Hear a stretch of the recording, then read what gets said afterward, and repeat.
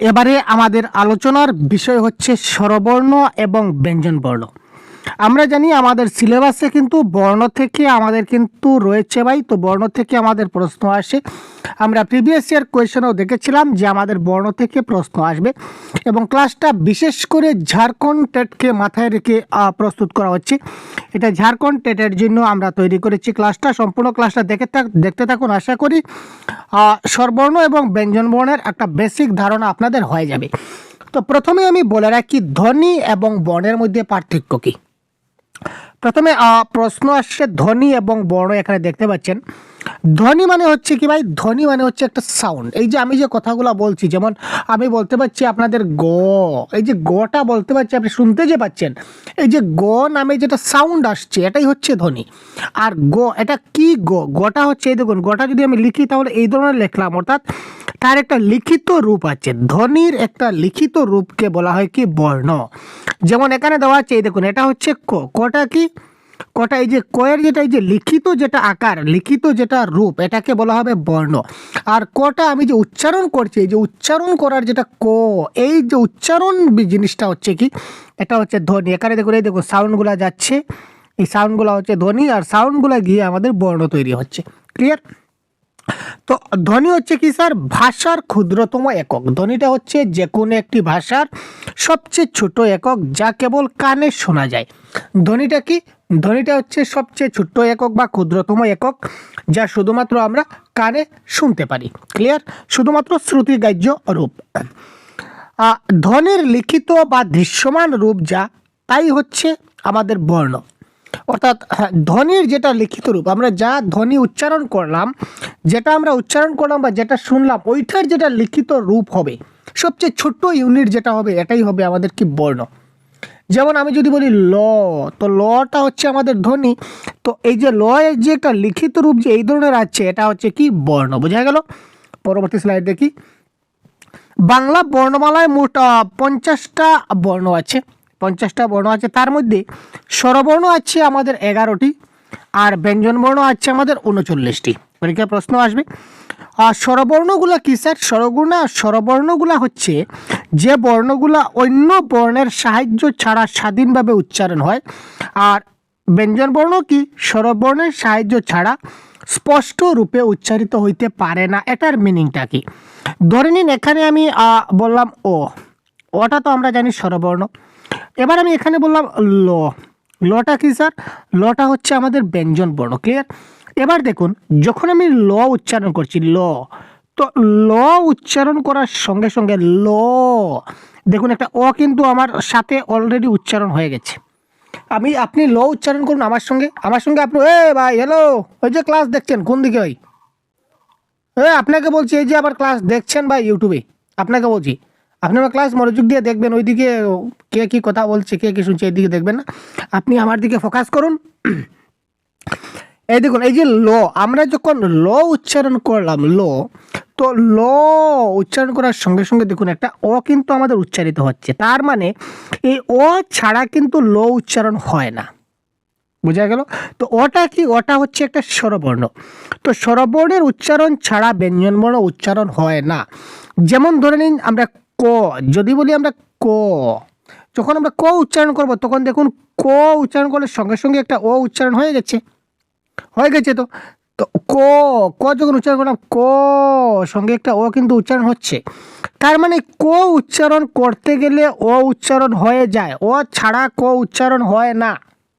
অর্থাৎ স্বরবর্ণ ছাড়া ব্যঞ্জনবর্ণ উচ্চারণ হয় না। এই দেখুন এখানে লেখা আছে স্বরবর্ণের সাহায্য ছাড়া স্পষ্ট রূপে উচ্চারিত হইতে পারে না ব্যঞ্জনবর্ণ। কিন্তু এবার যদি আমি ও বলি তাহলে কিন্তু আর ক বলতে হচ্ছে না, ও মানে ও, আ মানে আ। ঠিক আছে না? এবার যদি আমি এখানে বলি লা, যদি লা বলি তাহলে কি আসবে স্যার? ল আর আ। এই দেখুন এটা ব্যঞ্জনবর্ণ, এটা কিন্তু স্বরবর্ণ চলে আসছে লা। ক্লিয়ার না? তো এইটা আমরা পরবর্তীতে দেখব যেভাবে ভাঙা যায়। স্বরবর্ণের সময়কাল যেটা হ্রস্বস্বর বনাম দীর্ঘস্বর রয়েছে। পরীক্ষা এখান থেকে প্রশ্ন আসে স্যার, এখানে স্বরবর্ণ তো আমরা জানলাম, স্বরবর্ণ কয়টা আমরা জানলাম, স্বরবর্ণ আমরা জানলাম 11টা, ব্যঞ্জনবর্ণ জানলাম 39টা। এবার স্বরবর্ণের মধ্যে দুইটা পার্ট আছে, একটা হচ্ছে কি হ্রস্বস্বর, একটা হচ্ছে দীর্ঘস্বর। অর্থাৎ কিছু কিছু স্বরবর্ণ আছে যেগুলো উচ্চারণ করতে একটু বেশি সময় লাগে, আর কিছুটা হচ্ছে উচ্চারণ করতে কম সময় লাগে, ঠিক আছে না? যেমন ধরুন অ, আ, উ, রি, এইগুলা হচ্ছে চারটি, এই চারটি হচ্ছে আমাদের হ্রস্বস্বর, অর্থাৎ অল্পস্বর। অল্পস্বর বলতে পারি, হ্রস্বস্বর বলতে পারি, অর্থাৎ এগুলা উচ্চারণে কি লাগে, কম সময় লাগে। এবং এই চারটা আমাদের সাধারণত কয় মাত্রার হয়ে থাকে, এক মাত্রার হয়ে থাকে। পরীক্ষায় প্রশ্ন আসতে পারে যে স্বরবর্ণের হ্রস্বস্বর ধ্বনিগুলা বা হ্রস্বস্বরের যে বর্ণগুলা, এগুলা কত মাত্রার হয়? এগুলো হচ্ছে এক মাত্রার। যদি স্যার দীর্ঘস্বর কি কি, এই দেখুন আ, আ, ই, উ, এ, ওই, এগুলো একটু সময় লাগছে। এবার এদিকে যদি বলি অ, ই, উ, রি, এ কম সময় বলছি, অর্থাৎ স্বরটা কম। আর এইগুলা বলতে স্বরগুলো একটু দীর্ঘস্বর। বলে একটা টেনে নিয়ে যাচ্ছি, এই দেখুন এটা টানে নিয়েছি, কিন্তু ও বলে শেষ, ঠিক আছে না? তো এই যেগুলা উচ্চারণ করতে একটু বেশি সময় লাগে এইগুলাকে বলা হয় দীর্ঘস্বর, এবং এইগুলা প্রত্যেকটা হচ্ছে 2 মাত্রার। ক্লিয়ার, মনে থাকবে? আচ্ছা, তারপরে দেখুন যৌগিক স্বরবর্ণ কি। তো এই ধরনের প্রত্যেকটা টপিকের ক্লাস আপনাদের ঝাড়খণ্ড টেটের বাংলা ভাষাকে মাথায় রেখে বাংলা ভাষার প্রত্যেকটা টপিক আপনার বাংলা সিলেবাসটা আমরা ভালো করে স্টাডি করেছি। সিলেবাসের ক্লাস প্রোভাইড করা হয়েছে, দেখে নেবেন আপনারা। তো বাংলা সিলেবাসে আপনাদের বাংলা বিখ্যাত সাহিত্যিকগণ রয়েছে, সাহিত্যিকের ছদ্মনাম, সাহিত্যিকের উপাধি, তারপর সাহিত্যিকের ব্যক্তিগত পরিচয় বা সাহিত্যিকের বিখ্যাত রচনা, এগুলা থেকে আপনাদের প্রশ্ন আসবে, অতি গুরুত্বপূর্ণ প্রশ্ন। তারপর আপনার বাংলা ব্যাকরণে অনেকগুলা বেশ কিছু টপিক আছে, এইগুলা দেখতে হবে। তারপর আমাদের বাংলা প্যাডাগজির মধ্যে বেশ কিছু টপিক আছে, এগুলো আমাদের দেখব প্রায় 10টা ক্লাস হবে প্যাডাগজির, বেশ 10টা টপিক কমপ্লিট করতে হবে প্যাডাগজির কমসে কম। তারপর আমাদের সবচেয়ে আরেকটা গুরুত্বপূর্ণ বিষয় যেটা হচ্ছে আমাদের প্যাসেজ আসবে, একটা প্যাসেজ এবং একটা কবিতা আসবে। এই হচ্ছে আপনাদের সম্পূর্ণ সিলেবাস। তো এই সম্পূর্ণ সিলেবাস আমরা কমপ্লিট করব। আমাদের একটা কোর্স রয়েছে, ডেডিকেটেড কোর্স, ঝাড়খণ্ড টেটকে মাথায় রেখে বাংলা ভাষার সম্পূর্ণ কোর্স আপনারা পেয়ে যাবেন। আপনারা আমাদের একটা অ্যাপ আছে, অ্যাপের নাম হচ্ছে, আপনারা সবাই জানেন, যদি কেউ জেনে না থাকেন তাহলে জেনে যান। আমাদের অ্যাপের নামটা হচ্ছে সহজগুরু, ঠিক আছে স্যার, সহজগুরু। আপনারা প্লে স্টোরে গিয়ে এই সহজগুরু লিখে সার্চ করুন। প্লে স্টোরে সহজগুরু লিখলে আপনারা এই অ্যাপটা আপনাদের সামনে চলে আসবে, এবং এই অ্যাপটা যখনই আপনি মোবাইল নাম্বার দিয়ে লগ ইন করে নেবেন, সঙ্গে সঙ্গে একটা কোর্স দেখতে পাবেন যে ঝাড়খণ্ড টেট বাংলা ভাষা সম্পূর্ণ। একটা আছে ঝাড়খণ্ড টেটের মক টেস্ট, এটা শুধুমাত্র মক টেস্ট যারা দিতে চান তাদের জন্য।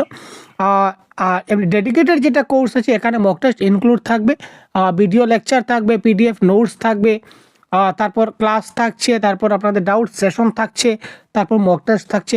কিন্তু এই ক্ষেত্রে একটা জিনিস মনে রাখবেন, পিডিএফ নোটসগুলো কিন্তু ডাউনলোড হবে না। আমি আগে জিনিসটা ক্লিয়ার করে দিচ্ছি আপনাদের। প্রত্যেকটা ক্লাসের নোটস আপনাদের দেওয়া হবে, প্রত্যেকটা আমরা যেগুলো গাইড বুক তৈরি করব, ইবুক যেগুলো তৈরি করব, এগুলো আপনাদের দেওয়া হবে। আপনারা সেগুলো অ্যাপের মধ্যে পড়তে পারবেন, যখন খুশি তখন পড়তে পারবেন, নো প্রবলেম। কিন্তু পিডিএফগুলো ডাউনলোড হবে না, এটা একটু দেখে নেবেন। ক্লিয়ার? যদি চান যে স্যার ডেডিকেটেড পুরো সম্পূর্ণ কোর্স আমরা এক জায়গা থেকে করে নেব, খুব কম সময়ের মধ্যে আমাদের কোর্স কমপ্লিট হতে চলেছে। অলরেডি আমরা 20টা ক্লাস আপলোড করে দিয়েছি আজকের ডেট পর্যন্ত। ঠিক আছে স্যার, আজকের ডেট কত স্যার? আজকের ডেট হচ্ছে 5 এপ্রিল।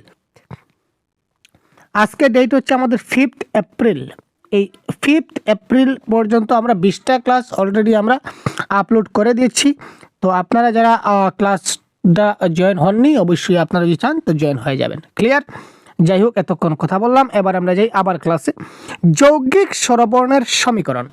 তো যৌগিক মানে কি? এই একটা স্বরবর্ণ, ওইটা কিন্তু 2টা স্বরবর্ণ মিলে যুক্ত হয়েছে। কি কি ভাই? ও এবং ই।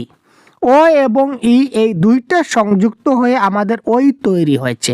মনে রাখবেন, ও এবং উ, এই 2টা মিলিত হয়ে কিন্তু আমাদের ও তৈরি হয়েছে। অর্থাৎ মনে রাখবেন, বাংলা বর্ণমালায় যৌগিক স্বরবর্ণ মাত্র 2টা। পরীক্ষায় প্রশ্ন আসতে পারে যে স্যার যৌগিক স্বরবর্ণ কয়টি? 2টা। যদি বলে যৌগিক স্বরবর্ণ কি কি, তো আপনারা বলবেন ওই এবং ও। আচ্ছা, কোন 2টা ধ্বনির মিলিত রূপ ওই? এই দেখুন অ এবং ই, সংযুক্ত অ এবং ই। আবার যদি বলে স্যার ওই যে ঔ, ঔ যেটা রয়েছে এটা হচ্ছে কি ধরনের বর্ণ, পরীক্ষায় প্রশ্ন আসতে পারে ঔ কি ধরনের বর্ণ। অপশনে যখন দেখবেন যৌগিক স্বরবর্ণ আপনারা ক্লিক করে দেবেন। তো একটা এই জায়গা থেকে আপনাদের কত ধরনের এমসিকিউ তৈরি হতে পারে আপনাদের ভাবে দেখুন। তো এই জন্য আমি বলি যে এমসিকিউর উপর ফোকাস দেবেন না, ফোকাস দেবেন কনসেপ্টের উপর, বিকজ কনসেপ্ট ইজ পাওয়ার। আপনারা শুধুমাত্র এই পেজ থেকে কতটা প্রশ্ন তৈরি করতে পারবেন বলুন আমাকে, বললে আমি এখান থেকে 50টা প্রশ্ন তৈরি করে দেখিয়ে দিব আপনাদের, আপনারা নিজেও পারবেন। একটু ভাবুন যে এখান থেকে কী ধরনের প্রশ্ন আসতে পারে। তাই কনসেপ্টটা যদি আমরা খুব ভালো করে মনে রাখতে পারি তাহলে কিন্তু আমাদের আনসারটা বেরিয়ে আসবে। এমসিকিউর উপরে আমরা পড়বো না, মানে এমসিকিউর উপর আমরা অত বেশি ফোকাস করব না, পরবর্তী সময় প্র্যাকটিস অবশ্যই করব, কিন্তু আপাতত আমরা কনসেপ্ট ইজ মেইন পাওয়ার। কেন বললাম? কারণ কনসেপ্ট যদি ভালো করে বুঝে নেই স্যার তাহলে যে কোনো প্রশ্ন আপনার পরীক্ষায় আসুক 100% পারবেন। এখান থেকে ও কোন দুইটা বর্ণ মিলে ও তৈরি হয়েছে, কোন দুইটা বর্ণ মিলে ওই তৈরি হয়েছে, বা ওই তৈরি হতে হলে সংযুক্ত ও এর সঙ্গে কি যুক্ত হচ্ছে, এইগুলা মনে রাখবেন।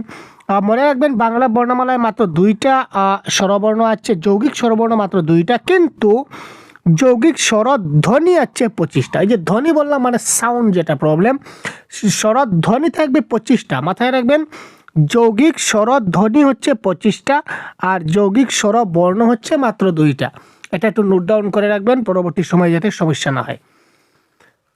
তারপর এই যে স্বরবর্ণের যে কার চিহ্নগুলো জানা আছে। আকারের চিহ্ন হচ্ছে আ, রসইয়ের চিহ্ন হচ্ছে এই ধরনের চিহ্ন, উর চিহ্ন হচ্ছে এই, কিন্তু ও এর একটা চিহ্ন আছে, ও এর কোনো চিহ্ন নাই, কিন্তু ও একটা কার হিসাবে গণ্য হয়। ও হচ্ছে একটা নীলিন বর্ণ, তার কোনো নিজস্ব কার বা চিহ্ন নেই, কিন্তু সেটা ব্যঞ্জনবর্ণের ভিতরে লুকিয়ে থাকে। যেমন কী ধরনের, যদি আমরা ক বলি তাহলে ক প্লাস ও ইকুয়াল টু ক, ঠিক আছে। যদি আমরা লা বলে থাকি তাহলে কি হবে স্যার? ল প্লাস আ, কিংবা আমরা বলতে পারি ল প্লাস আকার, এটাও বলতে পারি, অপশনে যেভাবে দেওয়া থাকবে ল প্লাস আ বা ল প্লাস আকার এইভাবে দিতে পারি। তার একটা স্বরবর্ণের একটা স্বরচিহ্ন আছে, কিন্তু যখন আমরা ক বলবো, ক বললে কিন্তু আমাদের বলতে হবে যে স্যার ক প্লাস ও, ঠিক আছে, ও এর কোনো চিহ্ন নাই, সে নিজেই একটা নিজে, ঠিক আছে। সব স্বরবর্ণের মধ্যে একটা, সব ব্যঞ্জনবর্ণের মধ্যে একটা স্বরবর্ণ লুকিয়ে থাকে। তারপর এই হচ্ছে ব্যঞ্জনবর্ণের স্থানাঙ্ক, 25টা বর্গ আছে, আপনারা জেনে নেবেন। ক বর্গ, ক বর্গ হচ্ছে ক খ গ গ উম 5টা। চ বর্গে আছে চ ছ জ জ নিয়। ট বর্গে আছে ট ঠ ড ড মধ্যাহ্ন। ত বর্গে আছে ত থ দ দ দন্তান্ন। প বর্গে আছে প ফ ব ব ম। এটা হচ্ছে 5টা বর্গ। এবার যদি বলে ওটা কোন বর্গে আছে? ক বর্গে। গটা কোন বর্গে আছে? ক বর্গে।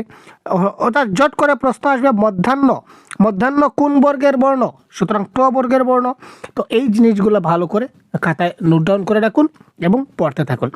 এই 25টি বর্ণকে স্পর্শ বর্ণ বলা হয়, কারণ উচ্চারণের সময় জীব মুখের ভিতর কোনো না কোনো অংশ স্পষ্ট করে। মনে রাখবেন এই যে 25টা বর্ণ আছে, প্রত্যেকটা 5টা বর্গে 5টা করে হচ্ছে 25টা, 25টাকে বলা হয় বর্গীয় বর্ণ। আর এই বর্গীয় বর্ণ সবগুলাকে কি বলা হয়? তারপরে আমরা আরও দেখতে পাবো অল্প প্রাণ, মহাপ্রাণ, অঘোষ, ঘোষ, এগুলো আমরা পরবর্তী আমাদের ক্লাসে আমরা সবগুলো ডিসকাস করব, আপনারা দেখে নেবেন। এখানে ঘোষ, অঘোষ, অল্প প্রাণ, মহাপ্রাণ নিয়ে আপনাদের ছোট একটা আলোচনা রয়েছে। এখানে কে কী রয়েছে সবগুলো একটু আমরা দেখে নেব পরবর্তী ক্লাসে। তারপর ধ্বনির জন্মস্থান, ধ্বনি কোন কোন জায়গা থেকে উচ্চারণ হতে পারে? ধ্বনি কণ্ঠ থেকে উচ্চারণ হতে পারে, তালু থেকে হতে পারে, মুদ্রার থেকে হতে পারে, দন্ত থেকে হতে পারে, উষ্ঠ থেকে হতে পারে, আবার কণ্ঠ থেকে হতে পারে। এবার যদি বলে যে স্যার কণ্ঠ বর্ণ কোনগুলা, পরীক্ষায় প্রশ্ন আসতে পারে কণ্ঠ বর্ণ কোনগুলা। মনে রাখবেন স্বরবর্ণের মধ্যে যদি বলে, স্বরবর্ণের মধ্যে কণ্ঠবর্ণ হচ্ছে অ এবং আ, আর ব্যঞ্জন বর্ণের মধ্যে হচ্ছে ক বর্গ প্লাস হ এবং অনুস্বার। তো ক বর্গ কোনগুলো স্যার? ক বর্গ কোনগুলো আমরা একটু আগে দেখেছি, দেখতে পাই এই যে ক বর্গ মানে এই সবগুলা, কিন্তু ক বর্গ মানে এই সবগুলা, ক খ গ ঘ ঙ, এই 5টা এবং কোথায় গেল, ইয়েস, এই 5টা ক খ গ ঘ ঙ এবং হ এবং অনুস্বার, এই 5 6 7 আর এই 8 9, এই টোটাল 9টা বর্ণ হচ্ছে আমাদের কণ্ঠবর্ণ। পরীক্ষায় প্রশ্ন আসতে পারে যে হটা কি ধরনের বর্ণ? পরীক্ষায় যদি এই 4টা থেকে যে কোনো অপশন থাকে কারেক্ট আনসার কণ্ঠবর্ণ, নো ডাউট। মনে রাখবেন তালব্য বর্ণ, তালব্য বর্ণ হচ্ছে এই 2টা ই, স্বরবর্ণের ক্ষেত্রে। আবার ব্যঞ্জনবর্ণের ক্ষেত্রে চ বর্গ প্লাস অন্তস্থ জ প্লাস তালব্য শ, এগুলো একটু মনে রাখার বিষয় আছে, খুব ভালো করে দেখে নেবেন। মধ্যাহ্ন বর্ণের মধ্যে স্বরবর্ণ আছে রি, আর ব্যঞ্জনবর্ণের মধ্যে ট বর্গের যতগুলো আছে স প্লাস র এবং মধ্যাহ্নস্য যেটা আমরা বলি। দন্তবর্ণের মধ্যে স্বরবর্ণ কোনো নাই, স্বরবর্ণের দন্তবর্ণে কোনো স্বরবর্ণ নাই, কিন্তু ব্যঞ্জনবর্ণে আছে কি কি আছে স্যার? ত বর্গ আর ল এবং স। লকে বলা হয় তরল বর্গ, আরেকটা বলা হয় লকে কি বলা হয়? তরল। তরল মানে কি? পানীয়। কারণ ল যেখানেই আমরা লাগিয়ে দেবো লাল হয়ে যাবে, রাখতে লাল, অর্থাৎ জলীয় ভাই, মনে রাখবেন। উষ্টবর্ণ যদি বলা হয় তাহলে উ এবং উ, আর এই প বর্গ হচ্ছে উষ্টবর্ণ। আবার এই ক, চ, ট, ট, প, এই 5টা বর্গের 25টা বর্ণকে আমরা এই 25টাকে একসঙ্গে কি বলা হয়? স্পর্শ বর্ণ বলা হয়। ক্লিয়ার? স্পর্শ বর্ণ। হ্যাঁ, এখানে দেখুন, এই দেখুন ডিটেলসে আবার আরও কিছু রয়েছে পরীক্ষার জন্য বিশেষ একটা নীল কষা, যেটা আমরা দেখিয়ে দিলাম আপনাদের। অন্তস্থ বর্ণ কোনগুলা রয়েছে? অন্তস্থ জ, র, ল, ব, এইগুলা হচ্ছে অন্তস্থ বর্ণ বলা হয় এদেরকে। উষ্মবর্ণ কোনগুলা? তালব্য, মধ্যাহ্নস্য, দন্তেস্য, এইগুলা হচ্ছে আমাদেরকে উষ্মবর্ণ। তাড়িত বর্ণ কোনগুলা? এই দুইটা, ডেভিনডোডো এবং ডেসিনডোডো, এই 4টা হচ্ছে, এই দুটা হচ্ছে আমাদের তাড়িত বর্ণ।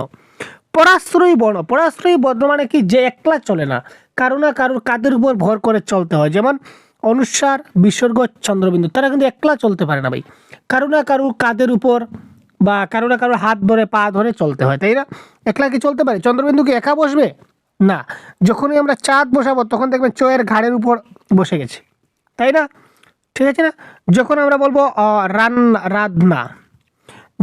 বলবো রাধনা, তখন দেখবেন রায়ের উপর চট করে চন্দ্রবিন্দু তার ঘাড়ের উপর বসে গেছে। তো চন্দ্রবিন্দু সবসময় ঘাড়ের উপর বসে, তো প্রশ্রয় দিলে তো ঘাড়ে উঠবে ভাই। আমরা তাকে আগে বেশি প্রশ্রয় দিয়েছি, তো বেশি যাকে প্রশ্রয় দেবেন সে আপনার ঘাড়ে উঠে বসে যাবে, গতিকে সেটা মাথায় রাখুন। তো যাই হোক, আজকের সেইটা বর্ণের যেটা ক্লাস আমরা দেখালাম, কেমন লাগলো অবশ্যই জানাবেন। এবং সম্পূর্ণ ক্লাসের কমপ্লিট কোর্স সিটেট আমাদের যেটা ঝাড়খণ্ড টেটের বাংলা ভাষা সম্পূর্ণ কোর্স আমরা অ্যাপে অলরেডি অ্যাভেলেবল করে দিয়েছি। অলরেডি আমাদের ক্লাস চলছে, প্রত্যেক দিন ক্লাস যাবে, ক্লাস পিডিএফ নোটস, তারপর mock test, practice set, live class, recorded class সবগুলো আপনারা পাবেন। যদি চান আপনারা প্লে স্টোর থেকে এখনই আমাদের সহজগুরু অ্যাপটা ডাউনলোড করে নিন, এবং সহজগুরু অ্যাপটা ডাউনলোড করে আপনারা আমাদের সামান্য একটা ফির বিনিময়ে আপনারা আমাদের কোর্সে এনরোল হতে পারেন। কোনো কিছু বিস্তারিত জানতে গেলে অবশ্যই আপনারা আমাদের কমেন্ট সেকশনে যোগাযোগ করবেন, আমরা যথাসম্ভব আপনাদের রিপ্লাই দিয়ে দেব। তো আজকের ক্লাস এই পর্যন্তই, কেমন লাগলো জানাবেন, কমেন্টের অপেক্ষা থাকলাম। ধন্যবাদ, জয় হিন্দ।